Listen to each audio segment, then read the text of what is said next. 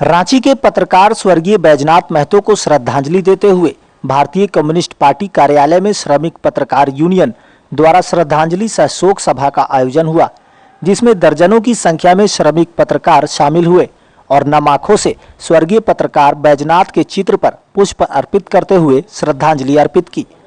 इस दौरान रांची के निजी अखबार के संपादक संजय मिश्र, राजद नेता मनोज यादव, भाकपा रांची जिला secretary Ajay Singh, trade union Bokaro AITUC महासचिव पीके पांडे सहित कई गणमान्य मौजूद रहे।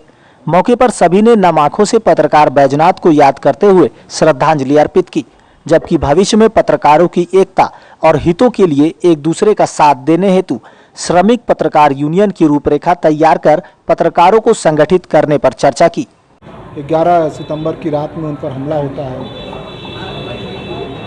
और उसके बाद उनको रिम्स हॉस्पिटल ले जाया जाता है, जहां 8 घंटे तक उनको इलाज नहीं मिलता है। बाद में उनकी इलाज शुरू होती है और 20-21 दिन के संघर्ष के बाद उनका निधन हो गया है। हम इसी शोक के घड़ी में हम सारे पत्रकार अपनी एकता को प्रदर्शित करने के लिए आज हम एकत्रित हुए हैं।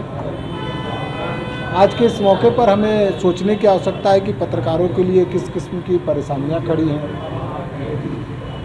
युवा पत्रकारों के लिए विशेष तौर पर हमारा बैजनाथ बहुत युवा साथी था। अब एक युवा साथी के खोने का जो दुख है, जो दर्द है, हमारी कोशिश है कि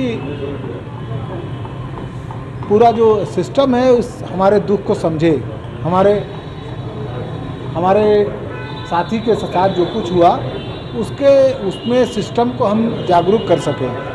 इसी उद्देश्य से इस आज की जो सभा में हम लोगों ने बात रखी है कि हमारे साथी पत्रकार साथियों को किस किस्म की सुरक्षा की आवश्यकता है, हम पत्रकार साथियों को कैसे आगे बढ़ने की आवश्यकता है और कैसे हम मजबूती से आम लोगों की आवाज़ बनते रहें, इसकी कोशिश के लिए हम इकट्ठा हुए हैं।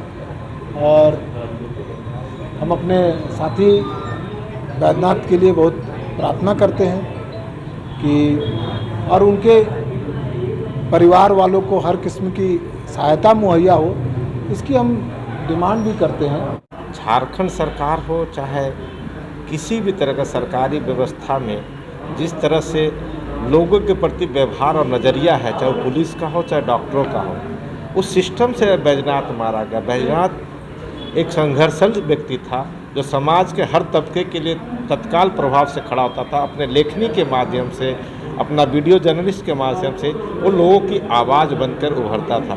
उसी क्रम में वो जब वहाँ पर कुछ हुआ था, घटना घटी थी 2 दिन पहले, तो वो थाना में गया था।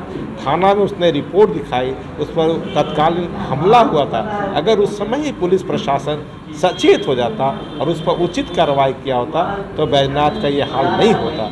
तो हम कह सकते हैं कि कोलैप्शन ऑफ सिस्टम और गवर्नमेंट का जो नेग्लेंसी है, ये कहीं न कहीं बैजनाथ की हत्या का एक कारण है।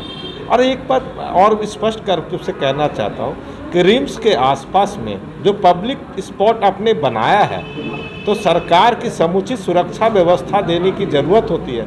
पूरे झारखंड से लोग रिम्स में इलाजरत होते हैं। अगर किसी भी तरह से रिम्स से 50 मीटर दाएं बाएं अगर हो जाते हैं तो उनके साथ कोई ना कोई घटना घट जाती है। सैकड़ों लोगों का साथ छिनतौरी होता है, किसी का सामान छीन लिया था, किसी की असमत लूट ली जाती है, किसी की हत्या हो जाती है, किसी के साथ बहुत सी घटनाएं हो जाती है। तो पुलिस प्रशासन किस तरह की व्यवस्था रखी है जो अपने एरिया में व्यापक रूप से पेट्रोलिंग नहीं करती है। अगर हमला हुआ था, जैसे 100 नंबर पर डायल करके किसी ने सूचना दी होती तो 100 नंबर पर पहुंचा, वो 2 घंटे से ऊपर उनको बैजनाथ को ढूंढने में लग गया। तो कहाँ है ये सिस्टम? उसके अपराधी को पकड़ने में उनको 4 दिन लगा। लेकिन एक हेलमेट से लेकर जब भागता है रांची के शहरों में, तो इस चौराहे से अगले चौराहे तक उसको पकड़ के इस बुरी तरह से पीटा जाता है कि लगता है वो कितना बड़ा अपराधी लूट करके भाग रहा। तो बैजनाथ की ये हत्या संस्थागत हत्या है।